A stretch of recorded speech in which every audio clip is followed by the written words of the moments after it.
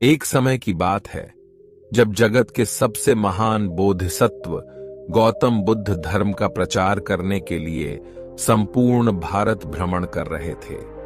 वे एक छोटे से गांव में पहुंचे जहां एक बहुत बड़ा भिक्षुकों का समूह बसा हुआ था। ये भिक्षुक समूह कुछ असाधारण थे क्योंकि वे संतों या धर्म गुरुओं की तरह नहीं थे।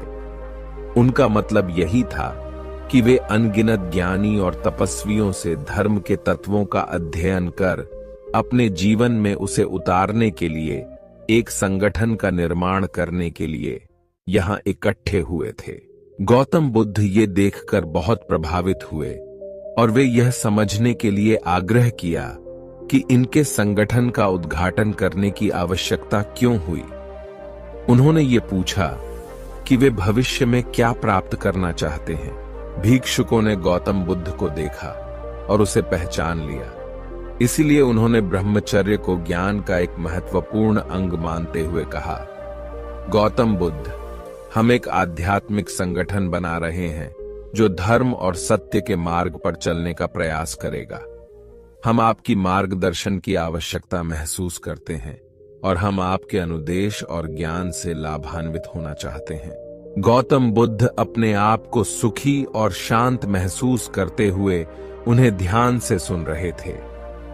उन्होंने भिक्षुकों को समझाया कि ब्रह्मचर्य का तात्पर्य शारीरिक योग नहीं है, बल्कि मन का संयम और नियंत्रण है। वे उन्हें बताना चाहते थे कि मन को नियंत्रित करने के बिना असंभव है कि वे धर्म का पथ प्राप्त कर सकें। गौतम बुद्ध ने अपनी कथा सुनाई। एक समय की बात है जब मैं एक राजकुमार था। मेरे पिताजी ने मुझे अपने राज्य का उत्तराधिकारी बनाने की उम्मीद की थी। वे चाहते थे कि मैं अपने राज्य को शानदारी से चलाऊं और लोगों की सेवा करूं, लेकिन मेरे मन में कुछ अलग ही था। मैं सच्ची खुशी और संतोष नहीं महसूस कर रहा था। मुझे आध्यात्मिकता और अंतर्मुखता की खोज थी। इसलिए एक दिन मैंने अपने पिताजी को यह संकेत दिया कि मैं आवश्यकता अनुसार इस दुनियावी राज्य का त्याग करने की इच्छा रखता हूं और मैं संयमित और साधु जीवन जीने के लिए निकलना चाहता हूं। मेरे पिताजी बहुत चिंतित हुए और वे मुझे रोकने के लिए कई व्याख्यान दिए, लेकिन मैंने अपना निर्णय फिर से पुष्टि की। मैंने अपने राज्य को छोड़कर एक आध्यात्मिक यात्रा पर निकला। गौतम बुद्ध ने ब्रह्मचर्य की विशेषता के बारे में बताया।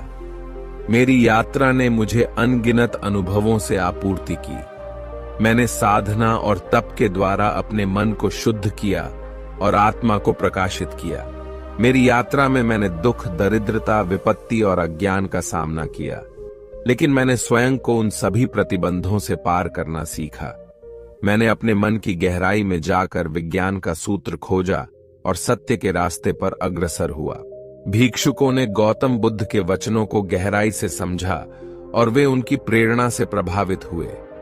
उन्होंने समझा कि सत्य का मार्ग अत्यंत कठिन हो सकता है, लेकिन यदि मन को संयमित किया जाए और ध्यान को स्थिर रखा जाए तो सभी बाधाओं को पार किया जा सकता है। गौतम बुद्ध ने उनसे कहा, सुनो, सबकी करो मन की।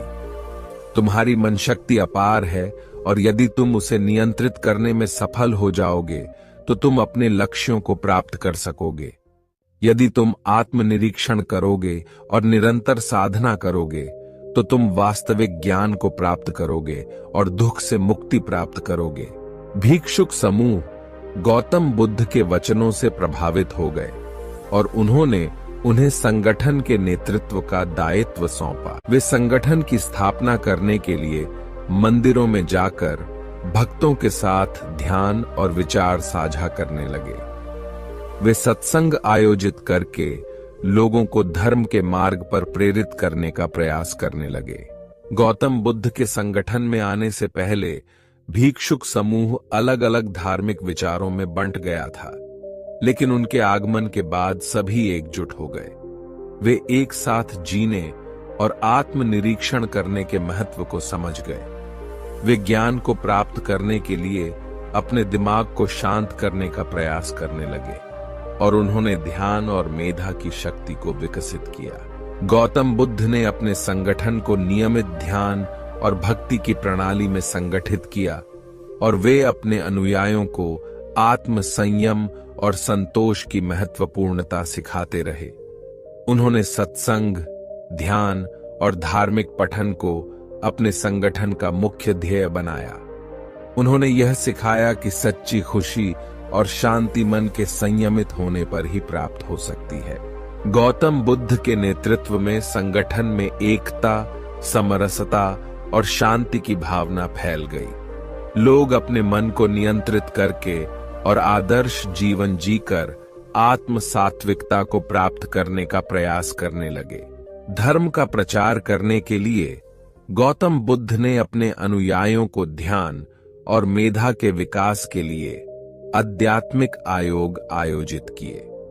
इससे लोगों को धार्मिक ज्ञान मिला और वे सच्ची सुख शांति प्राप्त कर सके। गौतम बुद्ध के संगठन ने जीवन को सार्थक और धार्मिक बनाने का संकल्प लिया। वे लोगों को धर्म और सत्य के मार्ग पर चलाने की प्रेरणा देते रहे और उन्हें अपने मन को नियंत्रित करने और साधना करने का मार्ग दिखाते रहे। गौतम बुद्ध के नेतृत्व में संगठन बड़ी सफलता प्राप्त चलता गया और ब्रह्मचर्य, साधना और आत्म संयम के माध्यम से लोग अपने जीवन में सच्ची सुख शांति को प्राप्त करते रहे। इस कहानी का संदेश है कि हमारा मन हमारी शक्ति का गढ़ है और यदि हम अपने मन को नियंत्रित करते हैं तो हम अपार प्राकृतिक और मानसिक संसाधनों को खोल सकते हैं।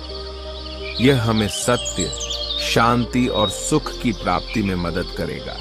गौतम बुद्ध के उदाहरण से हमें यह सिखाया गया है कि हमें स्वयं को और दूसरों को समझना चाहिए और सही मार्ग पर चलते हुए अपने जीवन को सार्थक और प्राकृतिक बनाना चाहिए। आपको वीडियो कैसी लगी हमें कमेंट कर बताएं और वीडियो पसंद आई हो तो वीडियो को एक लाइक कर दें और चैनल को सब्सक्राइब कर दें। मिलते हैं अगली गौतम बुद्ध की मोटिवेशन कहानी के साथ। जब तक के लिए bye bye. Thanks for watching. Thanks